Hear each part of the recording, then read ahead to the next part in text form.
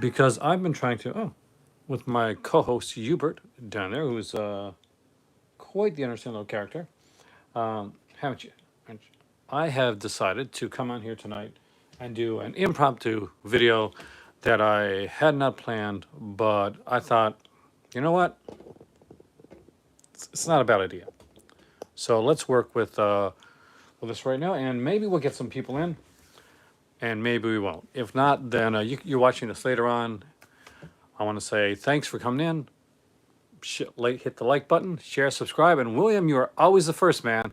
Uh, I truly appreciate that. It's becoming a thing that I really enjoy. Um, I look for your comment.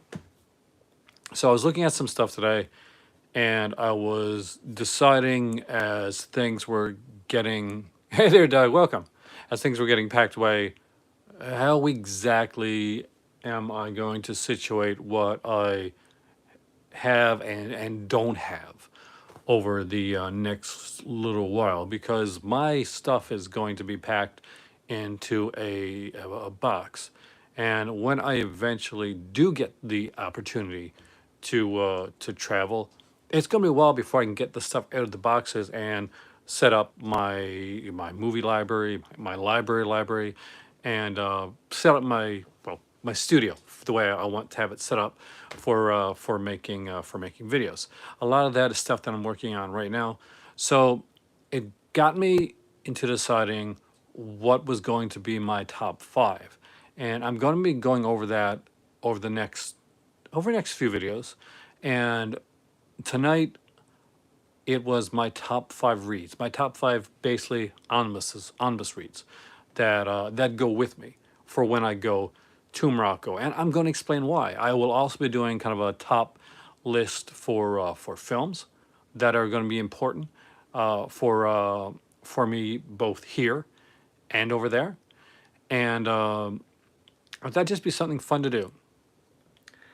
I kind of like the idea that there's still a YouTuber, and I think he has a web page too, because I'm pretty sure I've been on there, by a guy by the name of Crushing Comics. So he traveled a long distance too, much in the way that I'm going to be doing.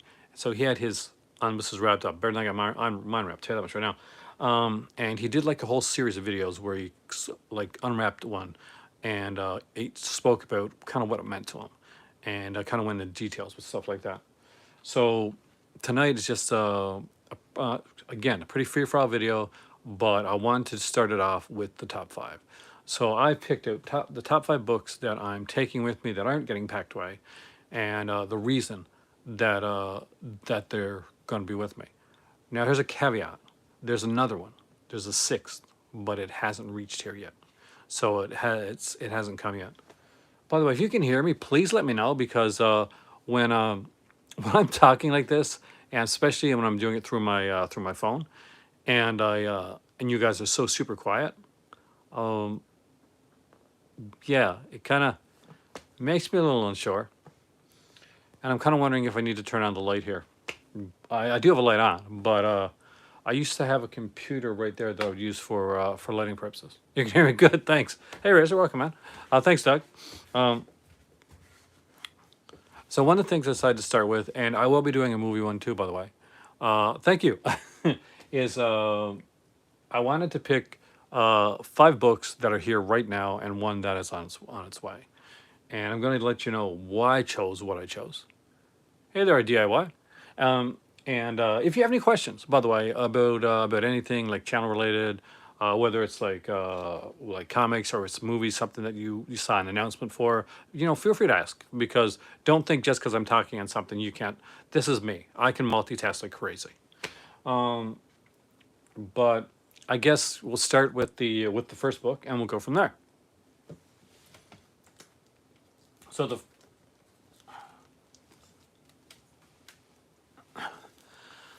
the first one that I knew. Hey there, Alan. Welcome. I knew it was going to kick ass. I'm so excited to see that movie. I'm a huge fan of the Thor films. Like, even like Dark World for what it was, not as good and as the rest of them. But I'm a huge Jason Aaron fan too. So That's gonna be a big one for me. So I wanted to get something from a creator whose writing I liked, whose voice that I really understood, and that kind of reached out and to me. And there's no writer I think that did that more than Peter David.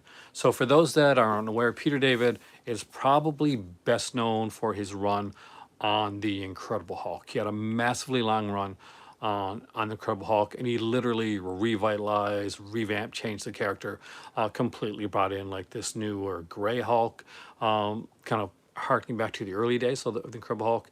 Got the character Mr. Fix-It, brought in the Pantheon, and just brought a whole new voice of kind of like humor and pathos to the Hulk that really wasn't there to the way that it until he came on it.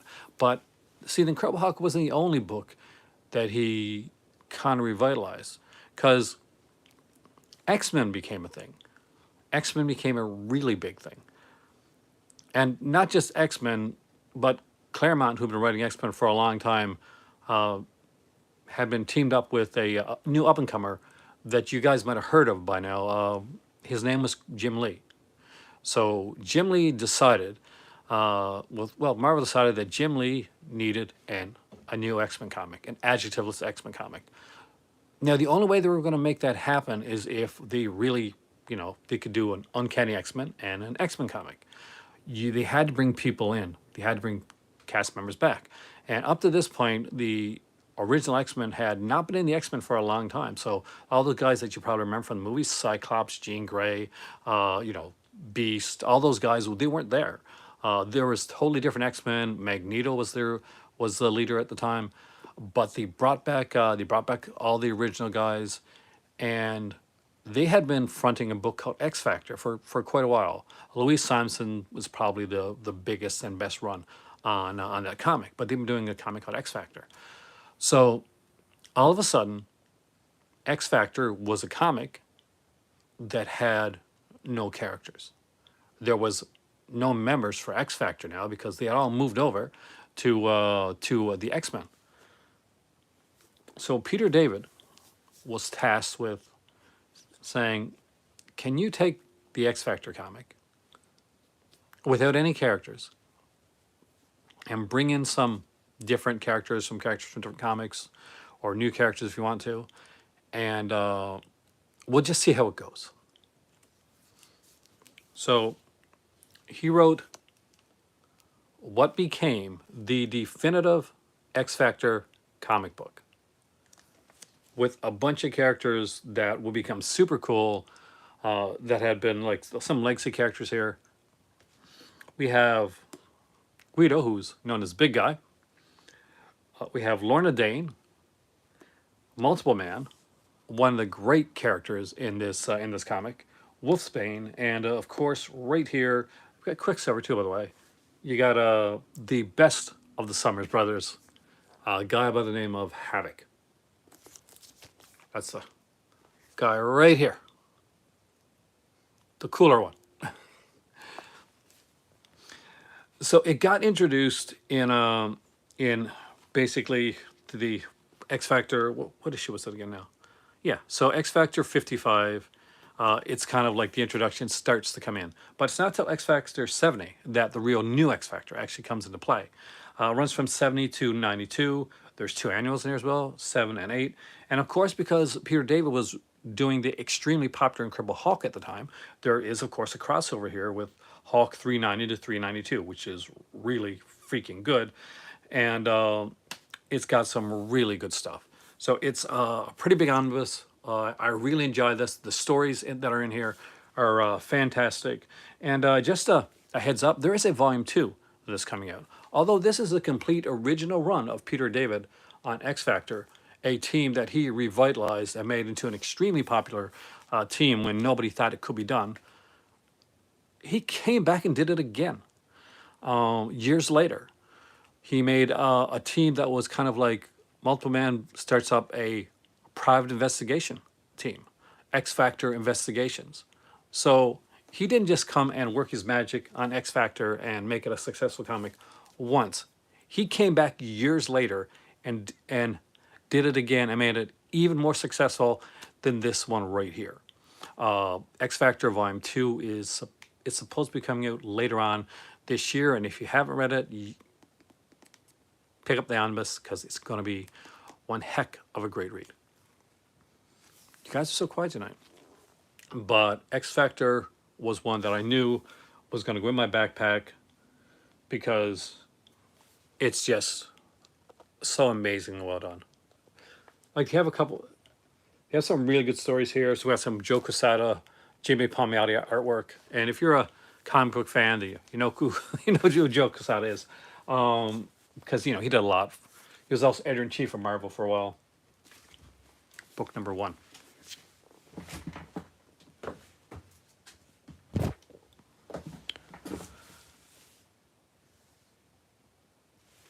You love the X Factor books. Leo, you're super cool.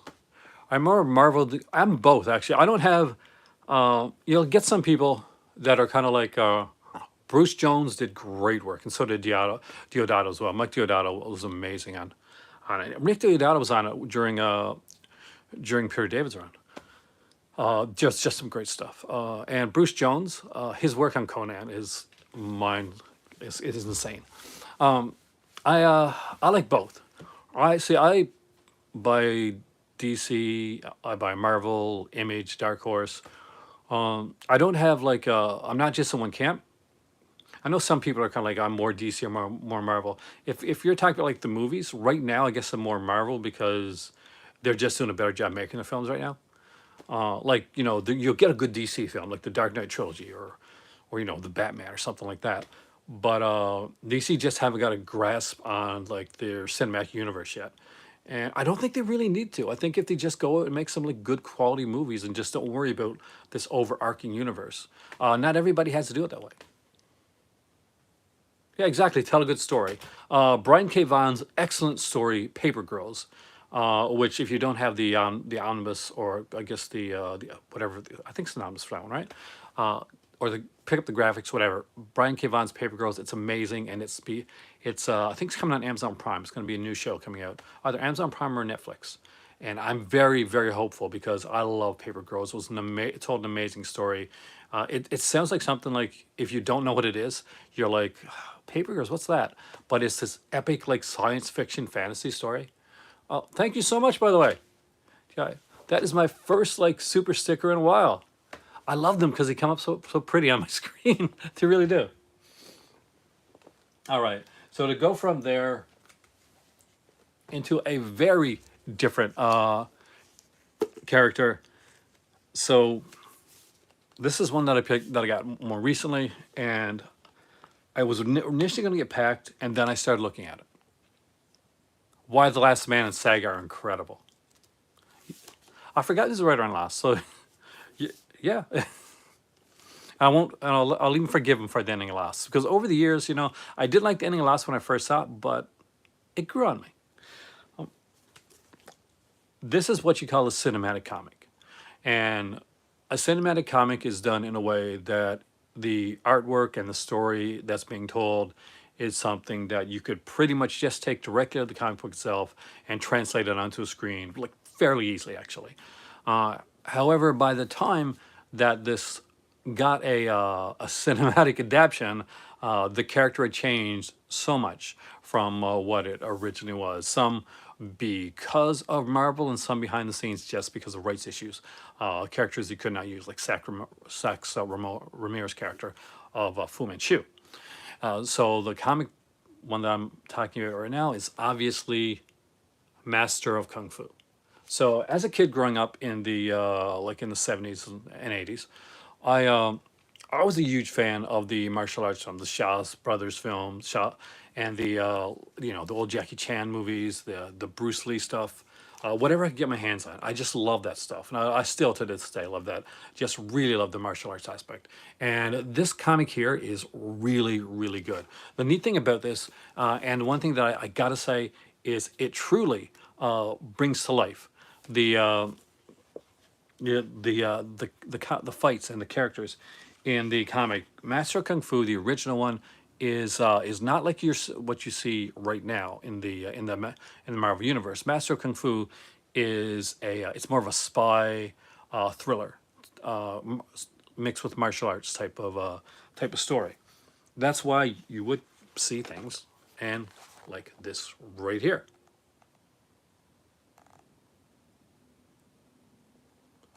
The covers and the artwork, the fights in Master Kung Fu would be extremely dynamic. There wouldn't be a lot of comics had like a 4 to 6 panel layout. Master Kung Fu, when they really wanted to tell something, they broke those rules a lot when it came to the way that they told a story. And not a lot of comics did back then. If they wanted to show a fight, then they would go out of their way to actually show the fight, to take the time to go through the panels and show like a really good, really solid, like action-packed fighting sequence. This was just kind of a flashback fighting sequence from an earlier issue, but it's really well done. And some artists just managed to get it a bit better. But just look at the sequence right here. Just look at that. That is action through and through. Now, unfortunately, I've only been able to find at this point this volume of Master Kung Fu. Again, look at this cover. It includes issues 38 to 70 and the very first annual for Master Kung Fu. So, needless to say, I'm very excited to read this. One issue actually has a crossover with Iron Fist, and trust me, Iron Fist is a much better character than you see in the Netflix show. Though I didn't mind that so much, but really like looking forward to diving into this again. I used to collect these comics when I was a kid. My Master Kung Fu collection, I had the first couple issues of Fantastic Four. Yeah, it would have been worth a lot nowadays. There was a flood in my basement when I was a kid, and all my comics were down there, and they got ruined. So I had like Spider-Man and Fantastic Four, Master Kung Fu, all in this like pulpy mess. I never really got over it. And I think, I'll put it to you this way, guys. I truly think that's one of the reasons I'm the collector that I am today. What's my favorite Alan Moore graphic novel? It's going to be really boring of an answer, but a Watchmen. It's it defined. Like, it's going, some people are going to will go with like things like Lost Girls, or they'll go with V for Vendetta, which is fantastic as well, or they'll go into From Hell, and a lot of people expect that from me because I'm a horror fan, right? But I'm a big fan of those old like characters that he couldn't use, the Charlton characters like The Question and Blue Beetle, and to see him like take these characters, give them new names, and just put this like really adult, a massive story. Like anybody that was collecting comics at the time, we knew who they were. Like Dr. Manhattan was, a lot of people think I'm going to say From Hell. I actually love the graphic novel From Hell. I don't like the movie so much though. But to see like Dr. Manhattan and realize that's Captain Atom. That's Captain Atom there, and look what he's done. Like to Captain, it's mind blowing. But for me, it's still got to be Watchmen. It's probably one of my most read graphic novels of all time, right up there with I think it was Stuart Immonen that did Secret Identity, a Superman story set outside of the Superman universe, where a guy, he's just Clark Kent, and Superman's a comic book in his universe. A fantastic story. If you never read Secret Identity, it's just a short graphic novel read, but it's a fantastic one. I definitely recommend it. Let's get on to book number 3.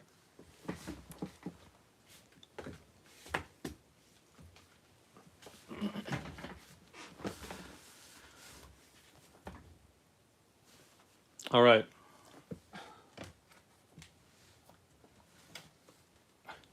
For you 4th of July people out there, you're going to enjoy this one. I have a couple different omnibuses of this character. One is a Golden Age run. One is a run by Jack Kirby that was done after he came back to Marvel. It was definitely a controversial run at the time. But this one here is what I consider to be the most underrated out of the ones that I'm going to show you tonight. when people talk about this character, they'll say the name Ed Brubaker, or Rick Remender, or maybe more recently Nick Spencer, as well. And those will be the names that they'll talk about when they're talking about when they're talking about the character. And if you're a comic book fan, you probably already know the omnibus that I'm about to show you. Maybe not the creator, but you know who the character is. And that is, of course, Captain America. But this isn't Captain America on the cover, by the way. But this is Dan Jurgens, Captain America. Dan Jurgens was an author that is really known for Superman. He was around doing Superman during the death of Superman. Obviously, people remember him from that. But he did a lot of really great work with Marvel as well. He did one of my favorite runs on Thor, right up there with Jason Aaron and Walt Simonson. I love Dan Jurgens' run on Thor, and I had the first volume of it, and I definitely need to get the second one. He also, I think he created the character of Thunderstrike, Eric Masterson, who's one of my favorite like Thor characters, and he was like for a while he took over the place of Thor. But what's really neat about this Dan Jurgens run on Captain America, aside from the super 90s artwork, and I'm not even joking. Like here, I'm going to take out the back cover of this book, the slip, and I'm going to show you. Because here's the thing, guys. For people that don't collect these omnibus and stuff, just the way that the slip covers are a big deal in the movie industry, alternate artwork and alternate covers are a big deal in the comic industry as well. And look at this. Look at this in the back right here. Look at this incredible picture of Red Skull. See, aside from being the writer of Captain America and some other comics, Dan Jurgens was a damn good artist too. So this starts off with Andy Kubert, who was an incredible artist working on here. I'll show you some of his artwork because it is really freaking dynamic. And it's definitely very 90s, so you know that going in. But later on, Andy Kubert would leave. There'd be a few people that would come on. But the one that one of my favorites was, well, the guy himself. It was Dan Jurgens, who did amazing artwork on here. I want to make sure I get a Dan Jurgens drawn one. Trying to find it. Okay, who did that one? Yep, Dan Jurgens pencils and art on this one. And here's a popular character that showed up. No, not this character, but a version of this character showed up in the recent. Hey there, man. Welcome, man. In the recent Black Widow movie, and this is a character by the name of Taskmaster. Now, the Taskmaster in the comics is very, very different. Has a very different origin and a different like persona than the one in the films. I would eventually like to see both come into the movies, but I think right now the Taskmaster that they're using for the film is going to be more fleshed out in like a newer movie that's coming out. Dan Jurgens' work on this is just incredible, and his art as well is amazing. So it just stands out. The panel work is done really, really well, and the storylines are really good. It's underrated the stuff that he did on here. He brought back in a lot of the classic like characters like the Hate Monger and Patrick the Leaper, who was pretty much a joke character until until that Marvel universe came around. But he did a great job of them here. We got AIM, advanced idea mechanics. We have the Red Skull in here, and the character that he created called Protocide, which I thought was really cool. There's some really good stuff that I definitely recommend. And Dan Jurgens' run is, this is it. This is his entire run.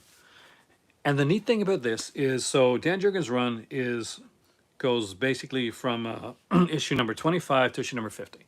And they could have stopped it right there. So along with annual 2000 and 2001, because at that point they weren't numbering the annuals, they were putting the year on them. And material from Captain America the Legend, which was a comic book that was done years ago before he did this. He did some work on it. They also included bonus stories from Captain American Citizen V, annual 1998, Captain America 1999, and really cool. There was, see, in between his run and another creator's run on Captain America, there was a single issue, Captain America issue 24. It's a great issue.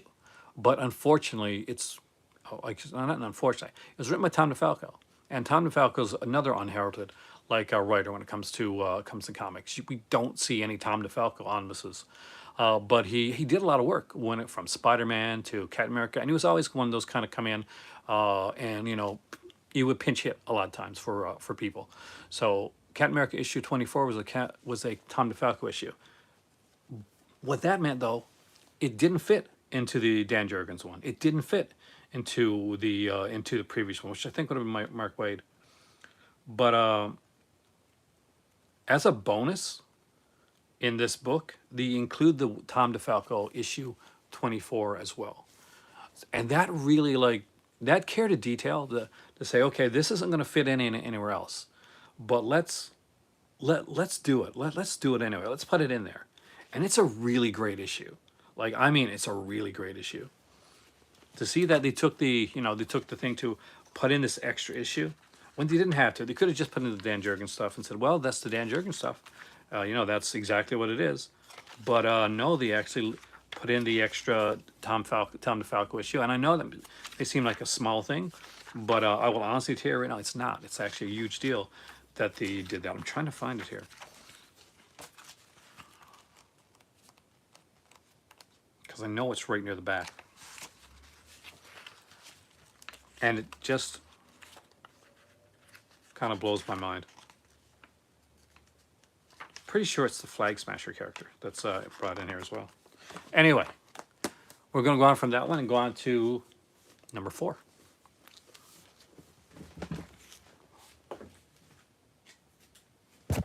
If you guys like this format, let me know, because not going to lie, I do. I enjoy doing this format. Okay, I want to do this one for last. The next one got a series on Disney Plus. Was a pretty popular series too.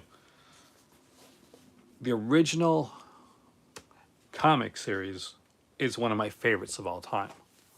I have the first volume and I read it all through. It was probably the second omnibus that I read cover to cover. When I got it, I literally sat down and read it. But as good as the first one was, and it is pretty good, the second volume to this omnibus is so much better and has a high rereadability factor. There was a lot of people that worked on this one. It was originally created, the idea was created by Roy Thomas, who created a lot of things when it came to Marvel. And here's one of the What If Volume 2. This one here is What If Wolverine Killed the Hulk. They have some incredible stories in What If, and each issue is its own self-contained story. There's even a comedy issue here as well. And the good thing about this is you don't have to know much about these characters to pick up a What If issue and just enjoy what it is. So basically, just to go through a couple of these here, there's some really neat stuff, like what if Gwen Stacy had lived? We got what if Phoenix had not died? What if Ghost Rider were separated from Johnny Blaze? These often have tragic consequences too, by the way. What if Thor of Asgard had met Conan the Barbarian? We know that happens in Savage Avengers, but what if Conan the Barbarian were stranded in the 20th century? What if the Watcher were stand-up comedian? It's actually kind of a comedy one. What if the Fantastic Four had not gained their powers? Some really great stuff here. And if you're a fan of comic books like the early original Ghost Rider and stuff like that, you want to see some early Frank Miller work, by the way. Right here is what if Daredevil became an agent of S.H.I.E.L.D.? And you get to see some very early work there from the man himself, Frank Miller. They have some great artists and writers, and they have different artists and writers throughout here. You have guys like Peter Gillis writing stories in here, who definitely an underrated writer. You have some fantastic people doing it, and like Rich Buckler, Pablo Marcos, who's an incredible artist. So you never know what you're going to get. And near the end of it, they started to go for a more kind of, what's the word? We'll go for the artistic cover. It's very different. It would definitely stand out. And look at this right here.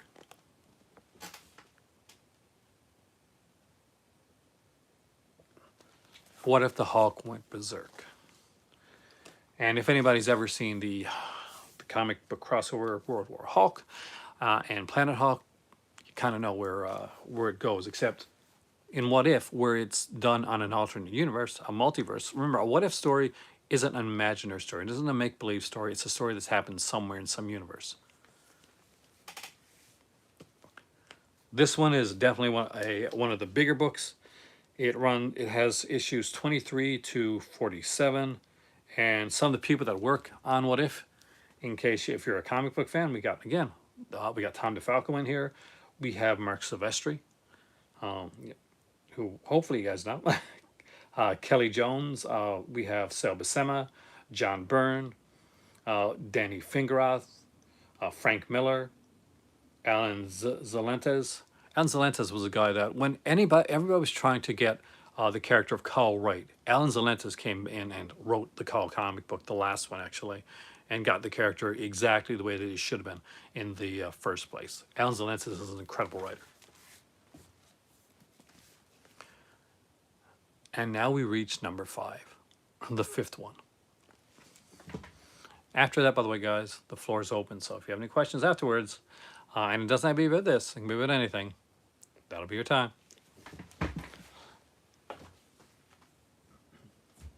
The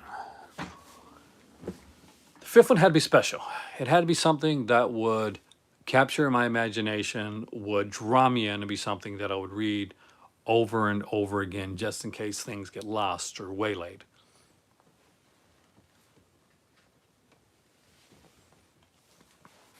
What I'm going to show you, if you're at all a comic book fan, is one of the best omnibuses with some of the best stories you're ever going to find. And if you're ever thinking about getting into these, this is a great one. And it's a high top recommendation. I will be doing recommendations down the road. What if series? Where Spidey joined the Fantastic Four? It is, yeah. And with a paper bag on his head. The Fantastic Four Spider-Man issue was the very first issue. And the neat thing about that, Matt, is that it's followed up later on. They go back to that universe again. And Spider-Man Giant Fantastic Four is one of the most tragic issues of the original What If series. And it gets really dark. Where it ends up going after that goes even darker. I would love to see them go back into that universe with Spider-Man and the Fantastic Four, because when Spider-Man joins, what eventually happens, without giving anything away, is somebody ends up leaving, and it drastically changes the team and has repercussions way, way on down in the series What If. It's one of those that I would love to see them kind of go back to again. All right. Without further ado, it's one of the greatest omnibuses that was ever made, and that's not hyperbole. It is done by one of the greatest writers that ever wrote a comic book, and with some of the best artwork in here. Just to give you an idea, the writers that work on this one here, well, mostly Chris Claremont, but you also get some stuff from Joe Duffy, Scott Edelman, and Bob Layton.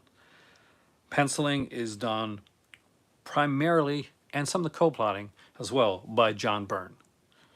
But you also get John Romita Jr., David Cockrum. You get Big John Buscema, the great late, unfortunately, George Perez, who's definitely had an effect on me, because if you've ever seen a picture of George Perez, he has these kind of loud Hawaiian shirts, and this is my George Perez-esque shirt. It was worn for a reason on this channel. It was in tribute to him, and I love this shirt.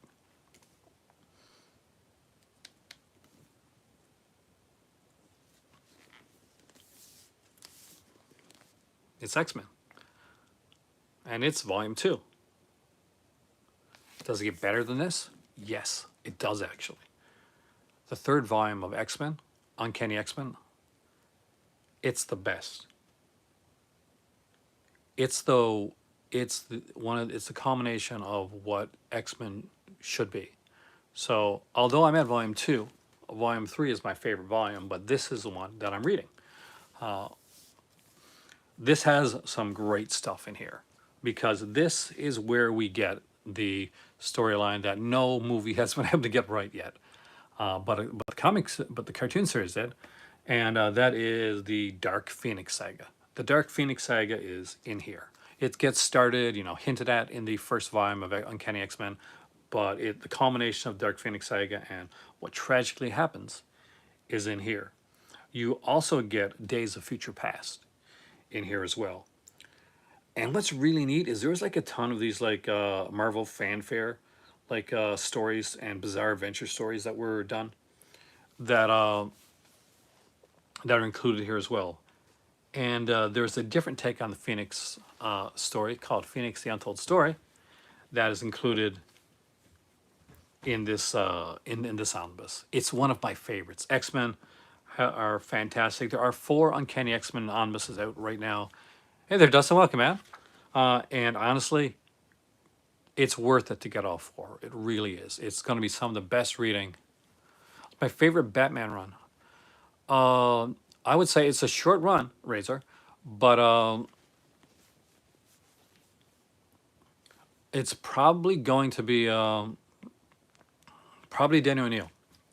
Danny O'Neill did some great work on Batman. People often consider Frank Miller and Dark Knight Returns and what he did to be the making Batman serious or making a darker Batman. But it's not actually. It was already done by this point, and it was Denny O'Neill's work on the Batman that basically going into the detective aspect, and he did still have some kind of it kind of at the beginning. There's some later kind of campier stuff as well, but it got into some really dark stuff.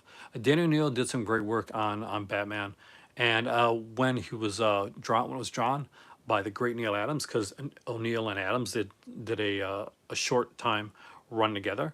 I just think it's top of its game. Some of the best Batman, like both written and drawn, that you're going to see together. I do love the Scott Snyder run.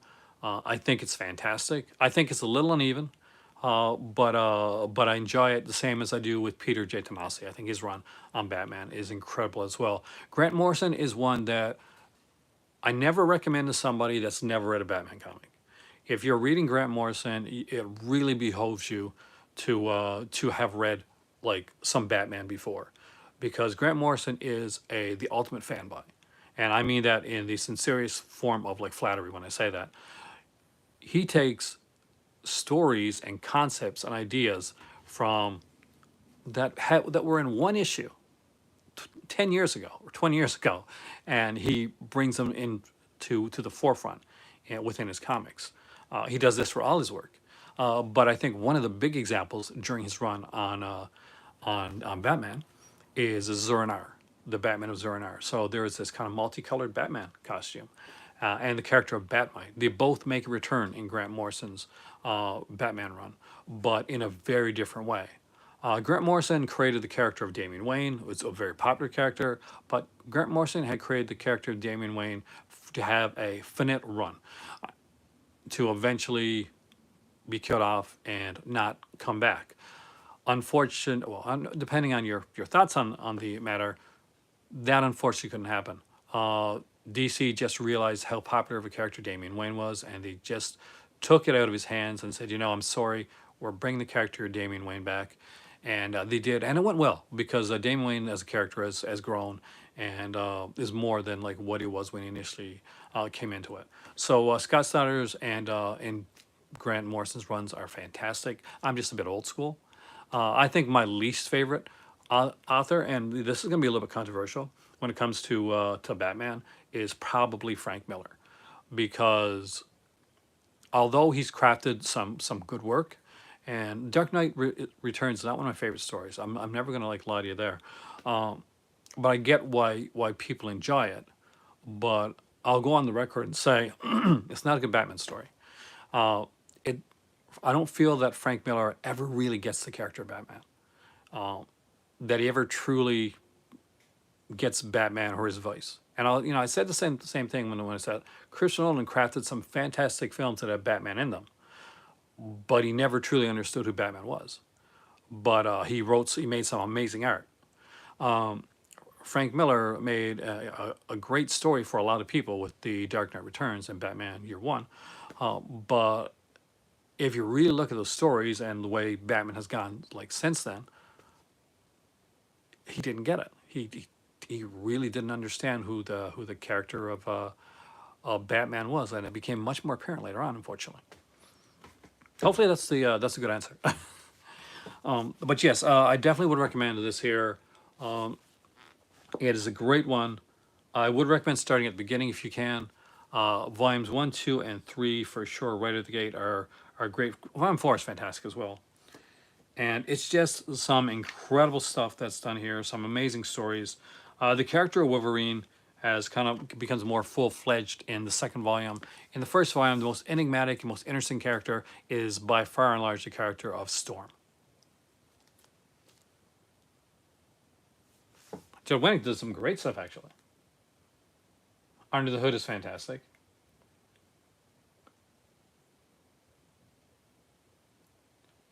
Jim Lee, you got me, Jim Lee. Oh, nice. Chuck Dixon, although I'm iffy about some of his actual personal views, Chuck Dixon did a great run on the character of Robin and on Nightwing as well. The original Nightwing series that came out where Nightwing is put into the Bloodhaven was really, really good. And he took a kind of a D-list character, a blockbuster, and made him just amazing. So I can't fault Dixon on his writing, although Dixon makes me uncomfortable in the same, well, not in the same way, but often like Warren Ellis also does.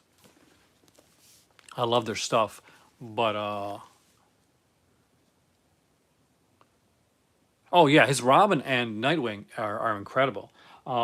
He did the definitive Tim Drake, and I'm not sure how he'd feel about the way Tim Drake is being written now because of his thoughts, but sorry, dude, you made that character. He's he does what he does. So I won't bring them over again, but for those that want to know or that just came in late, what the 5 books that I showed were. Let's see if we can see them down here.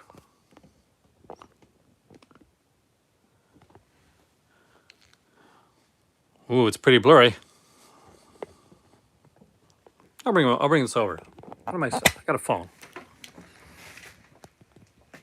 We have The Uncanny X-Men Volume 2, What If Volume 2, the original Marvel series, Captain America by Dan Jurgens, Shang-Chi, the Master of Kung Fu Volume 2, and X Factor by Peter David.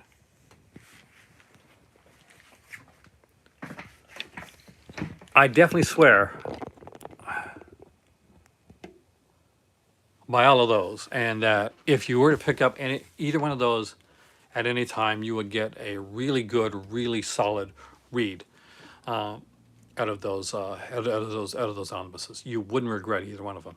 I know that Matt here is a huge fan of comics, and we talk sometimes off of here because I'll usually send him like when I get something new because I know he collects. I'll let him know, okay, like so this is what I got recently. And there's one more coming, though. There's one more to talk about. So there will be a cult comic unboxing coming up for what might be my final omnibus that I get for a while. But it's an important one. It's one that's just coming out, so it's not going to be hard to figure out if you're an omnibus fan and collector. It's coming out very, very soon. And I had actually meant to cancel it and get it down the road, but Amazon sent it out early, so I should be getting it soon. They charged me early and they sent it, but it'll be the 6th book, which means that'll mean that there will be probably 6 omnibuses that I'm carrying with me when I go to Morocco. 6 books that I want to read and spend some time reading. The other one is a classic.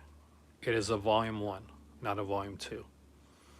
I already have volume 2 of this particular omnibus. I won't say what it is. I'm not I don't want to acknowledge if you say it, but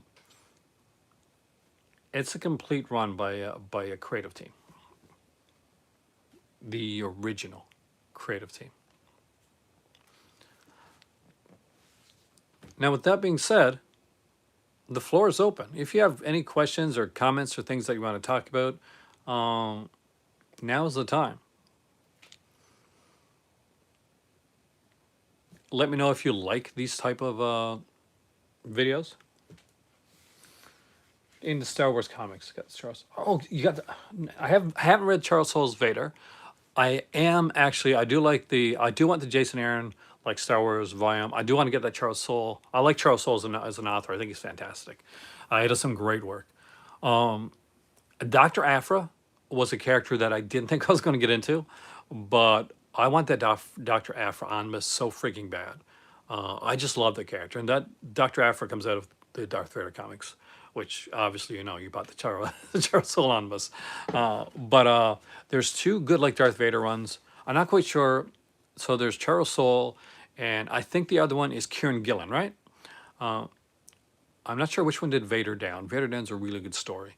But I do love the Star Wars stuff, and I would like to eventually collect the classic Star Wars omnibuses. There are 3 of them. No, actually, there's 4, because there's the classic Star Wars Volume 1, Volume 2, and Volume 3. They're all pretty thick omnibuses, and there's a Volume 4, which is the Star Wars stuff that was printed over exclusively in the UK. That will have a lot more of the black and white stuff and some serialized stuff, as well as some magazine articles and stories, much in the way when I showed off the Deadly Hands Kung Fu on here, kind of in that style. So I would eventually like to get those 4. Those are some kind of the whales, some of the whales in my collection. I'm a huge Star Wars fan. I grew up, I was born in '71, so I saw Star Wars in the theater a few times actually, and not as many times as my friend Clark there. He saw it like over. I think he saw it over 12 times when we were kids. I briefly went to school in Mississauga, Ontario, and that's where I saw Star Wars at. I became enamored with it pretty much immediately, much in the same way that I did when I saw Indiana Jones and the original Ghostbusters film. I love that type of stuff, and I think that I was a little hesitant on some of the modern runs. I haven't read much of the Old Republic stuff, but I do like some more modern stuff, and I would eventually like to read some of the older classic stuff. I'm just wondering if with the Old Republic stuff, where haven't caught up on all the cartoons and all the side novels that are into like the Thrawn stuff. I read the Thrawn like trilogy, but not much after that. If I'm going to feel a little bit overwhelmed with Star Wars, that's the only thing I worry about, getting overwhelmed. But the Jason Aaron Star Wars book is probably right along there with the Charles Soule's. Darth Vader is 2 books that I want, but Dr. Aphra, for some reason, that character I love the murderous droid. So if you read any Dr. Aphra, you know that she's a kind of an Indiana Jonesy, like in space type character. She's very morally ambiguous though, and she goes along with she has like these people these droids and that to go with her, and a Wookiee, but she has a murderous droid. I would like to see that actually. Hard to Duck with Seth Green, because he did do the voice over in what's it, Guardians of the Galaxy, right? And then Guardians of the Galaxy 1.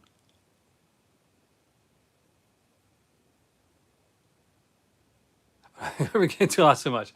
I still got to rewatch some of the cartoons I haven't seen. But I understand. I mean, like, in all honesty, some people were upset about that, like that some of the stuff from before like is no longer canon. But it just gets to be too much. There's so much side stories and books, and there's books before and way before they came like the Empire stuff that came out. There was like these series of Han Solo books that were done. Han Solo and with Chewbacca, their early adventures.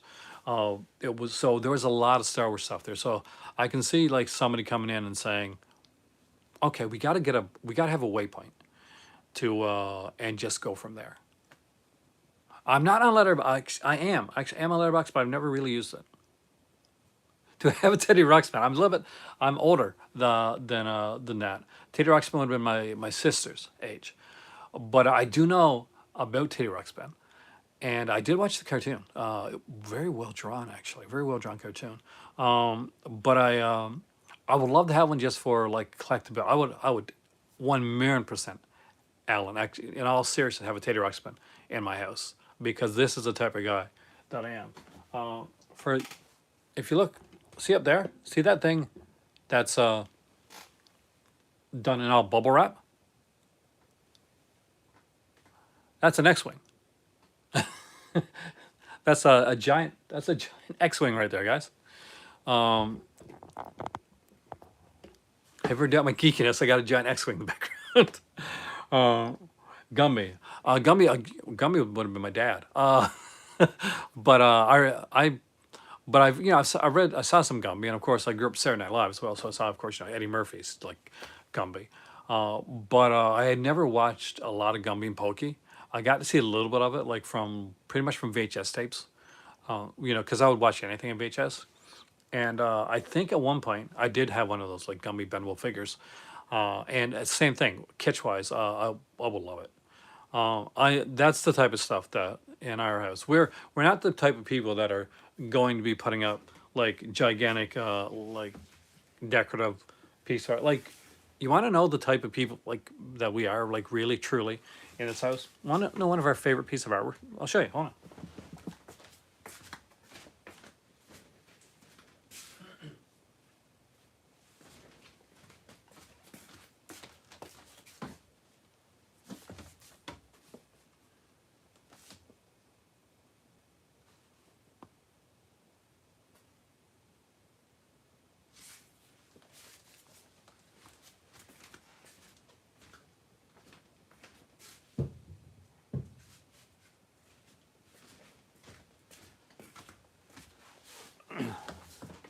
That, of course, is a Dalek, drawn in this uniquely kind of Art Deco kind of pop style that we got from an artist in Montreal at a Comic Con.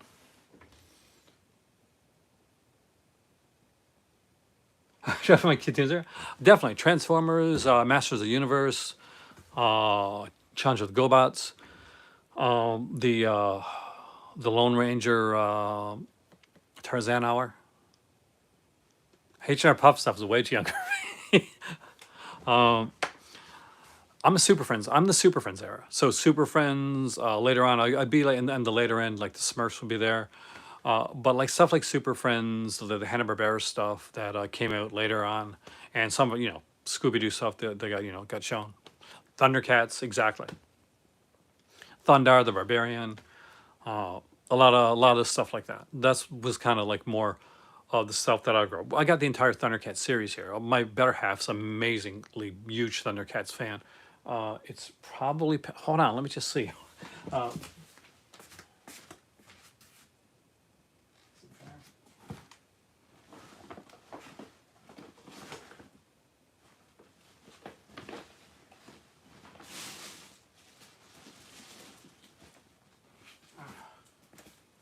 Shoot, it must be packed away, but we have a complete, I think, Series 1 Thundercats action figures set.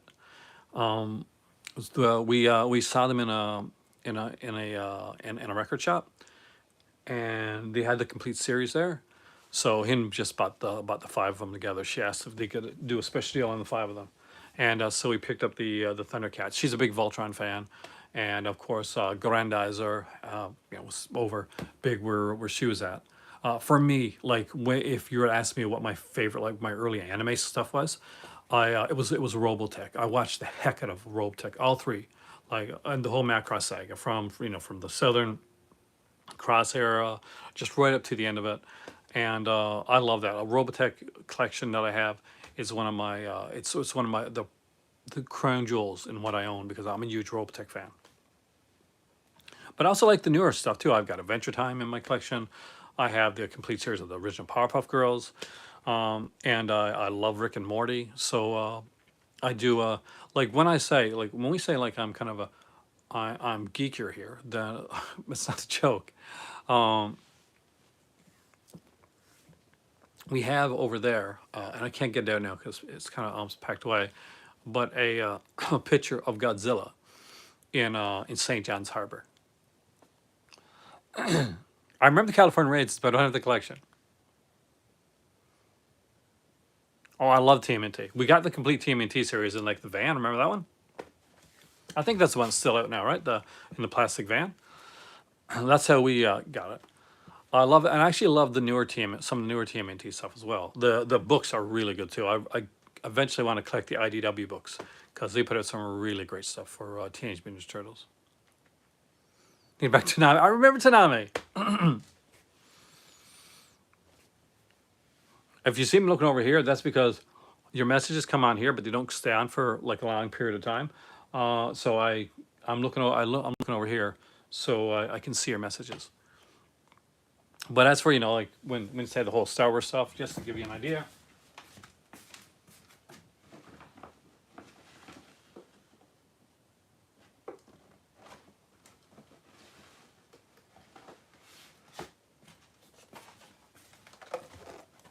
Got these ones on sale. There is, of course, Kylo Ren. Oh, I gotta kill those, man. They're so good, book. Force of Destiny. Brain BB-8. I think we have. Okay, what's her name? Ashku. I think we got her as well. She's in like she got her own series coming up.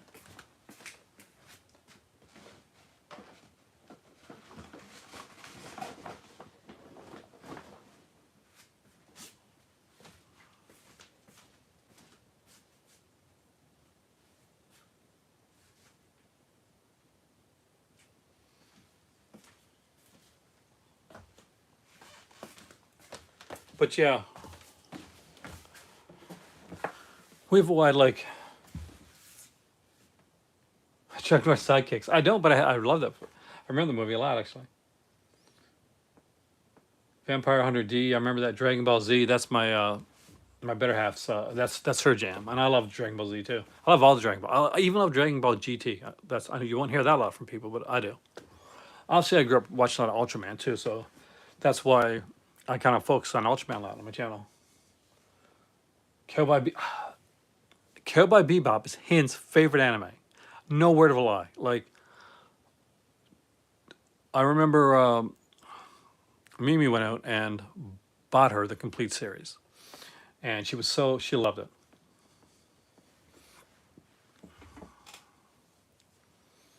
Cowboy Bebop was great. I'm kind of disappointed that they didn't continue with the live action series because it wasn't perfect, but I saw potential. It just ended too quickly. Was that Jonathan Brandis in Sidekicks, by the way? I'm trying to remember. The late actor that was on Sequest TSA. For some reason, I think it's him. I could be wrong. It's been a long time. But yeah, so we do, like, aside from like the movies, the books and that, we collect a lot of the like action figures and stuff like that as well. For those, it was Jonathan Brandis. Okay. What a tortured, unfortunately, soul. Hold on. I did a video recently where I looked back on one of my earlier videos, and one of the things I noticed was that I had this poster for Shocker, and I couldn't remember getting the poster. So a few days ago,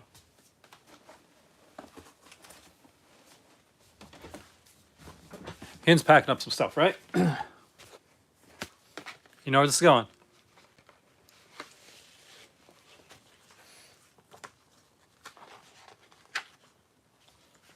So not only does she find my still mint Shout Factory Shocker poster, but included in there was also the poster for Motel Hell. So I think I'm going to get them both framed when I go to Morocco and put them up in my because I don't have a lot of Shout Factory posters, but Walter's gonna I don't know. Uh, I don't have Wonder Years. I'm actually excited. Hopefully, it gets to me because the first time ever, I had some stuff coming from Mill Creek, and my regular stuff got here, but the TV series didn't. And I know it was the Mill Creek side, so somewhere it got lost somewhere along the way. Lost, right? So Sequest DSV is coming out from Mill Creek. So I am I'm so excited to have that series. Well, they keep me in Dallas. It was in Dallas too. Remember, it was in Dallas. Do you know Mitch Pileggi was in Dallas twice? If you were watched like, not sure if you're a Dallas watcher, Matt, but Mitch Pileggi played a big character when they revamped Dallas, when they did the new kind of the continuation of Dallas in the 2010s, right? It lasted like 3 seasons. But he was one of the main bad guys. He was pretty much like very much like a JR type character. But originally, in the original series of Dallas, I think in this last or second last season, no, in the last season, I think pretty much sure, Mitch Pileggi plays a completely different character. And he plays an inmate at an asylum that JR is put into by his son and stuck in there. So just a little fact: if you know somebody that's a Dallas fan or know somebody that's a Mitch Pileggi fan, there's a little like factoid you can throw it at somebody. Mitch Pileggi didn't just play Dallas in the new series; he played a character in Dallas in the original series as well. And that is how you know what a geek I am.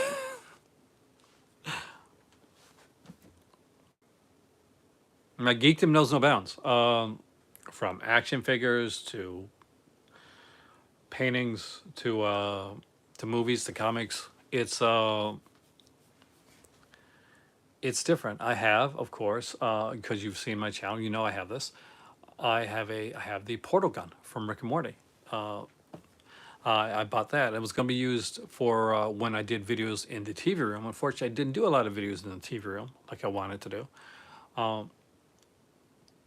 We could do was Dallas culturally. When you're a TV show, would you compare it to from a pop culture popularity standpoint? Dallas was different. It was an enigma. Dallas ran for 14 seasons, and then it came back afterwards to do like reunion movies that had complete new series that only ran for 3. But it's hard to find something culturally that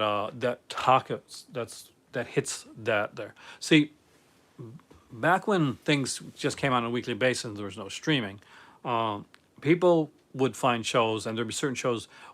When they say it's a water cooler talk, so when people went to work or people went to school, they would talk about it around like the lunch table or the next morning, or like Dallas came on a Friday night, so they talk about it on Monday.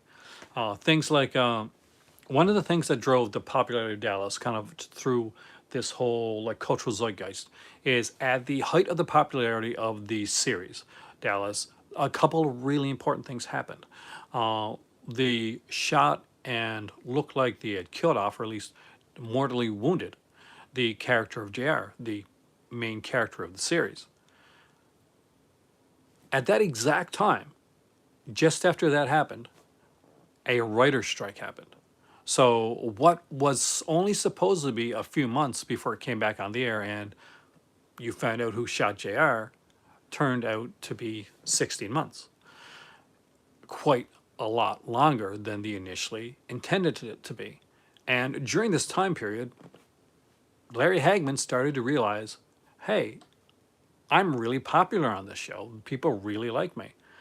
And he renegotiated his contract. But it wasn't easy to get the renegotiation to work. They were thinking about recasting the character of Jerry. Like hard to imagine now, but they were thinking of recasting him or just killing off the character altogether. They realized with the popularity of the character, the idea of like killing him off was not going to happen. Recasting did not go well, and eventually Larry Hagman came back on.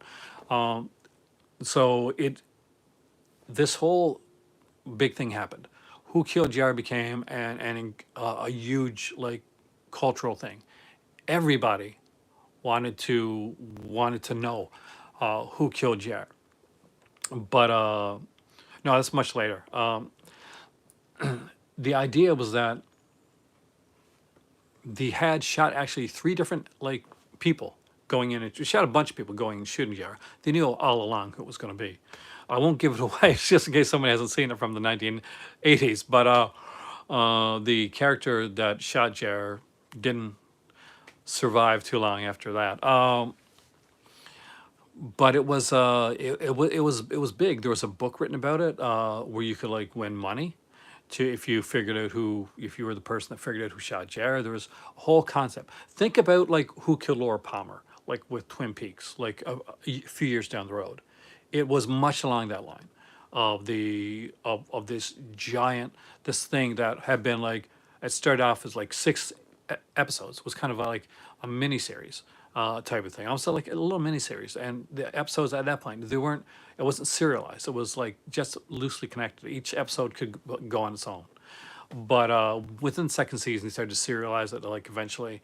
And but by the time Who Shot Jared came about, hey there, Dag, welcome, man.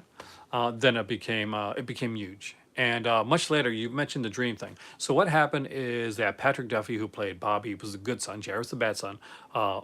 Patrick Duffy was the good son. Patrick Duffy decided he was going to leave Dallas. He wanted to go off the show. That was it. He was going to become a big movie star. Patrick Duffy had done like the series like Man from Atlantis before. He'd become extremely popular as the character of Bobby. But he said, you know what? I want to go out with a bang. Kill me off. So he does actually. They kill him off. They definitively kill him. We see him get run over. We see the character of it was. You're right. It was Kristen. We see the character of Bobby die in the hospital bed. He he gets buried. There's a spin-off show, by the way, that happened a few years before called Knots Landing. It affects Knots Landing as well. It's because the character of Gary Ewing, who is the brother of Bobby and Jar, is one of the stars of a series called Knots Landing. So in Knots Landing, they also acknowledge Bobby's death, and he has a son, and he names him Bobby after his dead brother. So a year goes by.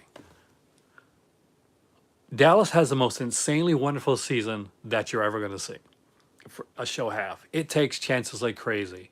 It looks like a dead character has come back, and I'm not talking about Bobby. I'm talking about the actor that actually had passed away. They had someone come in and play the role of Jock Ewing. Well, supposedly Jock Ewing. They had an excellent actor come in by the name of Steve Forrest, probably known best for shows like SWAT.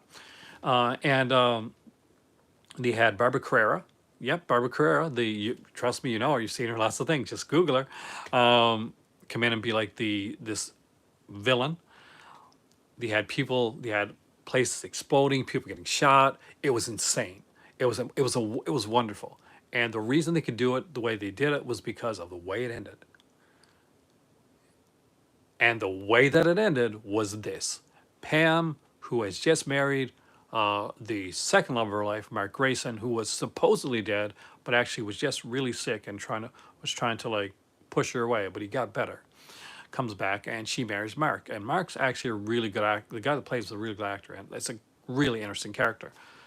So she goes to sleep on their honeymoon. She wakes up. She goes into the bathroom, and the shower's running, and everybody seems okay. Well, that's Mark in the shower. And then the person turns around in the shower, and it's Bobby, the guy that has been dead, buried, and had a kid named after him. So what happens then? He says, "Oh, hi," and she's like, and it ends, and everybody for a couple months like, what the hell is going on here? Did he get better? Is this a twin of Bobby? Are they going to go in a different direction? But they pretty much decided what they're going to do initially right away. There was no other way to bring him. He was definitively dead. They had killed him off pretty good. So the only way they were going to be able to bring him back was if they took the series and made the last season, the entire season, a dream. Pam dreamt the entire season of Dallas. That season all of a sudden meant nothing.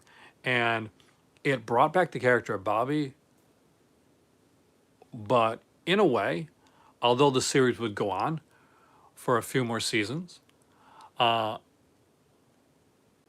it would be the downfall of the show.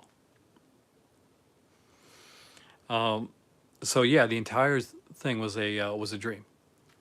These are here are boxes of movies. These are all boxes of movies right here, and this one here is board games that are getting packed and going that are packed and are going over to Morocco. I may not get there anytime soon, but these boxes hopefully will, and that's why sometimes it's been a little bit like quiet on my channel. That and I'm doing some stuff to kind of work on the channel, make it a bit bigger. So I say more of a modern day take on it. I don't know if there's a modern day show that really hits that like cultural zeitgeist. If the closest thing I could probably say, in a different way, is it would probably something along the lines of Stranger Things. But if you want like a serialized program, I was hoping that Dynasty, which the new revamped Dynasty, which became completely comedy camp type of series, would do it, but not enough people watched it. But if you want a modern day show, it would probably be a series by Mark Cherry called Desperate Housewives. That ran for 7 seasons, and it definitely early on got the whole Dallas aspect of it, and it became a very popular show. So if you've never seen it, it's actually really good, and you'd be surprised the big kind of name TV actors that ended up like showing up in Desperate Housewives, often in a villainous role. So hopefully that answers your question.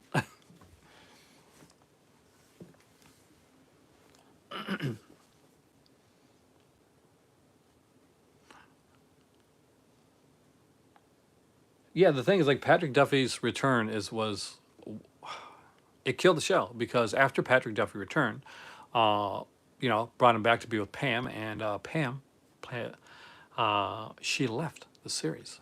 So what they did to take her rid of it was they had her get in, ironically, a car crash that with a Ewing oil tanker, and she was pregnant, so she lost the baby. There was some scars, so that basically if they wanted to bring her back, they could recast the role if they wanted to. They actually had a girl, another actress, come in and play Pam for a couple episodes.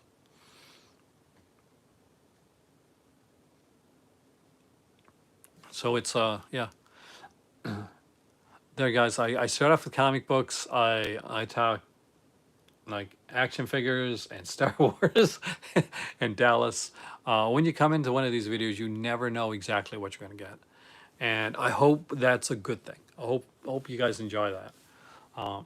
My interests are varied, so the nice thing with that is I'm able to talk with people on a lot of different things.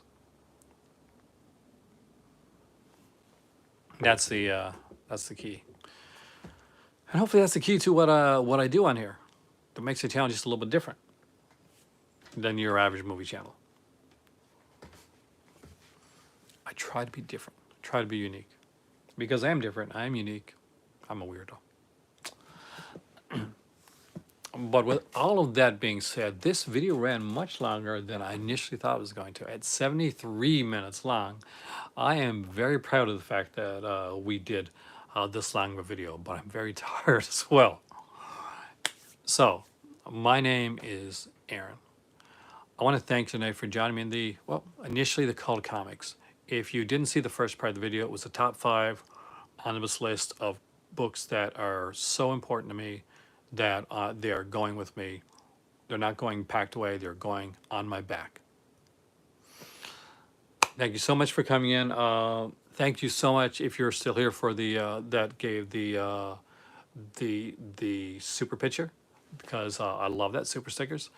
Thank you, that really helps the channel a lot. And I will see you guys soon. So like, share, subscribe, all that jazzy stuff. And as always, it's been my pleasure to spend some time with you right here in the Cult of Comics, Cult of Cinema, and the Cult of Cult.